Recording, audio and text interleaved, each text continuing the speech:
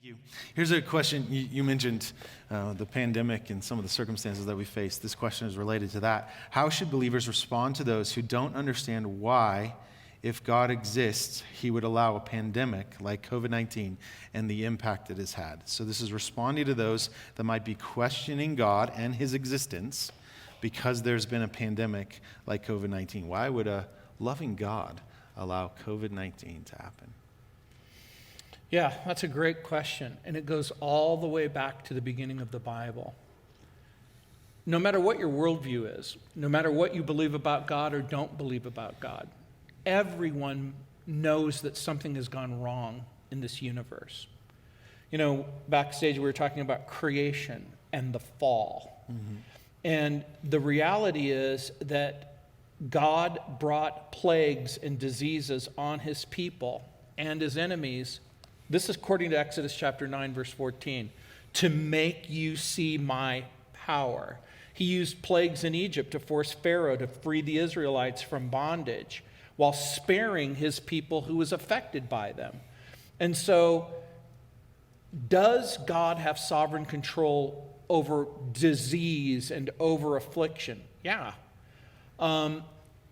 Is God causing all things to work together for good for those who love him? Yes.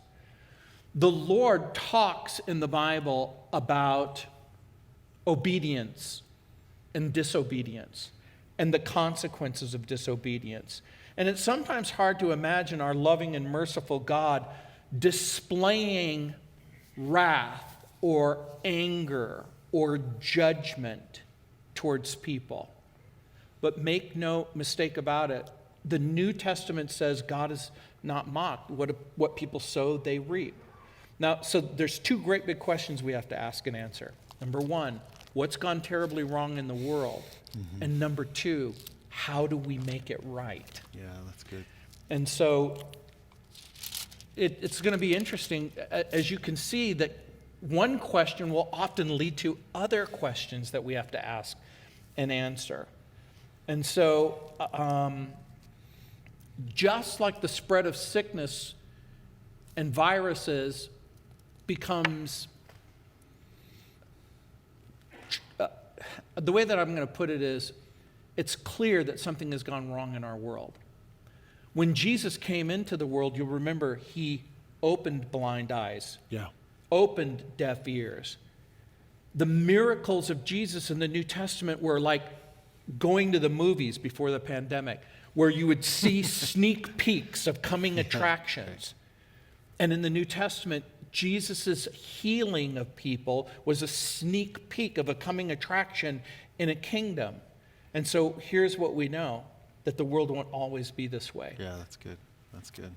I've been reading, I kind of started my annual Bible reading a couple weeks ago. I think I needed a couple week head start. I always freak out when I get behind the dates, so I thought I'd get ahead this time.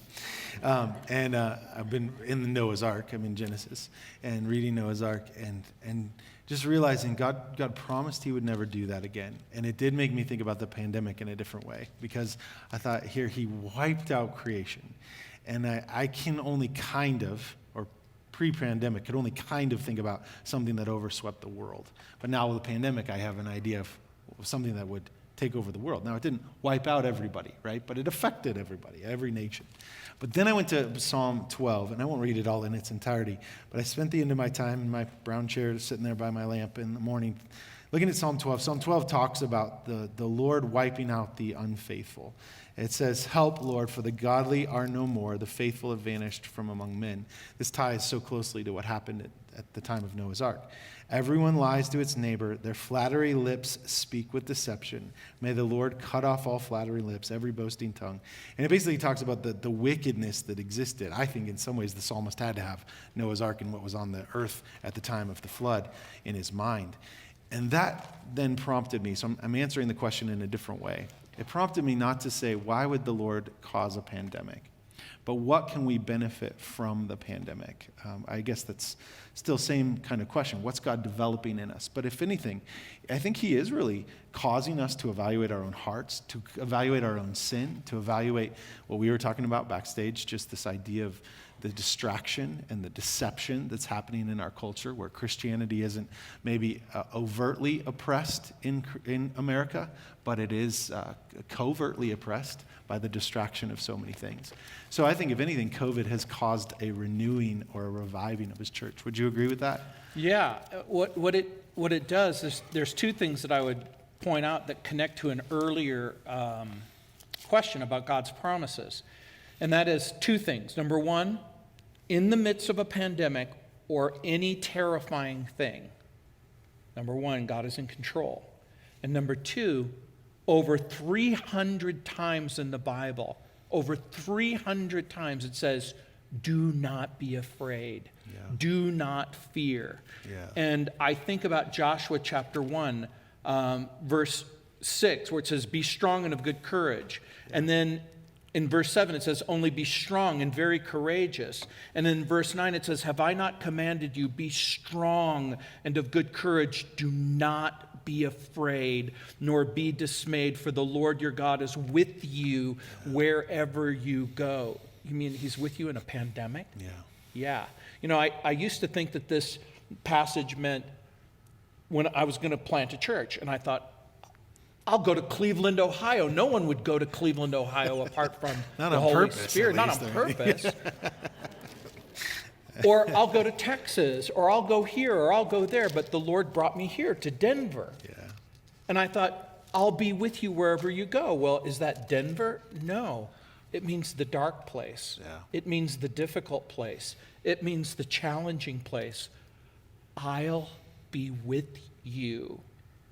Even in a virus, even in a pandemic, even when I've lost my job. And, you know, Josh, I suspect that there are people who are listening, and the pandemic hasn't been all that difficult. Right. But there are others, it's been terrifying. Sure. They've lost their job. They've lost their savings. Or even the loneliness. Right. Some of that anguish, you know. And that's something you've addressed. Yeah, for sure. So... Okay, so I'm going to piggyback off it with this heartfelt question that came in. It says, why would a loving and holy God allow a child to suffer through and at times die from a serious illness such as cancer? So related to what we've been talking about, but why would God allow cancer or the suffering? I think about my friend Keith. So while you're thinking about your answer, because I want to hear this. My buddy Keith, he was 42 years old when he was called home. He left 2 kids behind. He battled cancer once and was able to win against it, came again, and he wasn't able to.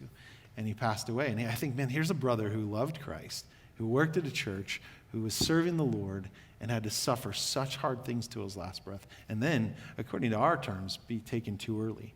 Why would a loving and holy God, the question says, allow this to happen? Backstage, I was telling you about 2 kinds of questions. Yep. Ones that we know the answer to, and ones we don't know the answer to, and nobody knows the answer to. Yeah. That question means it's very difficult to answer a question when you don't have all of the facts or all of the information. Sure, yeah. We do know that God is loving, and we do know that God is holy, and we do know that God does allow suffering. And we know that God allows suffering for any number of reasons. However, it becomes premature and even sometimes unkind to try and answer a question that you don't really know the answer to. Yeah. There are principles that we can use to guide us. Talk about that. Does God use suffering? And the answer is yes. Yeah. Does he use God's suffering to draw us near to him? Yes. To trust him? Yes. Rely on him? Yes. To be comforters to other people who need comfort? Yes. I was talking about Joshua chapter 1, be strong and of good courage. I'll be with you wherever you go. When I first read that, I thought, God will go with me wherever I need to go. But my wife was diagnosed with cancer. And I thought, what do we do? How do we deal with cancer in our own life? I forgot about that. And again, we have to submit and trust him. Yeah. And what's interesting to me is I asked this question when I got here. Well, how am I going to get a job? Getting a job was easy. Cancer's hard. Where are we going to have the Bible study? That's easy. You can have a Bible study anywhere. What if people don't show up? Well, you know what? If you're faithful and you teach God's word, people will show up. Getting a job, starting a Bible study, even planting a church was easy. Cancer's hard. Yeah. And so, did we grow? Did we learn to trust the Lord more? Now, again, we don't know all of the reasons why God does what he does. And this question about suffering is truly maybe one of the most difficult that could ever be asked. So I guess part of the way I would answer the question is, I don't know. I don't know the complete answer. But I do know in principle that we can trust the Lord, that God has a plan and a purpose in our suffering. And by the way, what you believe about suffering will never be more important than when you suffer, when you have a setback, when you have a trial. And you will get better. Yeah. I mentioned this just briefly on Christmas Eve, but my son has to put up with a lot of my mini sermons on the way to church. They're not always the same sermon I'm about to preach. Sometimes they're what my heart needs. And on Christmas Eve, we're driving to church, and I was just wanting to know, God, you have glory in the midst of suffering. And I started preaching a mini sermon on 2 Corinthians chapter 4, verse 17, which says, "For our light and momentary troubles are achieving for us an eternal glory that far outweighs them all." And I just started going off. That doesn't make sense. Why would it be that the troubles and the bad things in our life are preparing for us something that is great in our life? It says an eternal glory that far outweighs them all. And I started almost arguing with the passage in front of my son. I started saying, it doesn't make sense, God, why you let bad things happen to make me ready for your glory. And then I just was paused and reflected on, but in the bad things, I see God's glory, perhaps even sometimes more clearly, because he does help you through hard things. And there's these teaspoon size moments where you see God's glory poured out, and he got you through that. He got you through that. He got you through that. And teaspoon by teaspoon by teaspoon, we're given pieces of God's glory, only to then arrive at the eternal weight of glory and be given an Olympic-size swimming pool of God's glory that we will have for all. It's hard for us to imagine that God can glorify himself through disease or being handicapped. I'm trying to remember the first name of the guy. His name is Wojciech. He was born without arms and legs. No legs, yeah. Yeah, and he has this... Nick, I think it's Nick. Nick Wojciech, yeah. And he was asked the question, well, why did God allow this to happen to you? And I'll never forget his answer.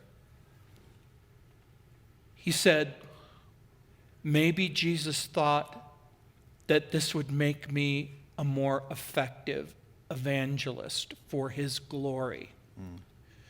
It's hard for us to believe that having no arms and no legs could serve as an opportunity to point people to Jesus and to trust Christ with no arms and no legs. He tells that remarkable story, and I never forgot that. Maybe, he said, Jesus made me this way so that I could be a more effective minister. I love that. That's amazing. That's good.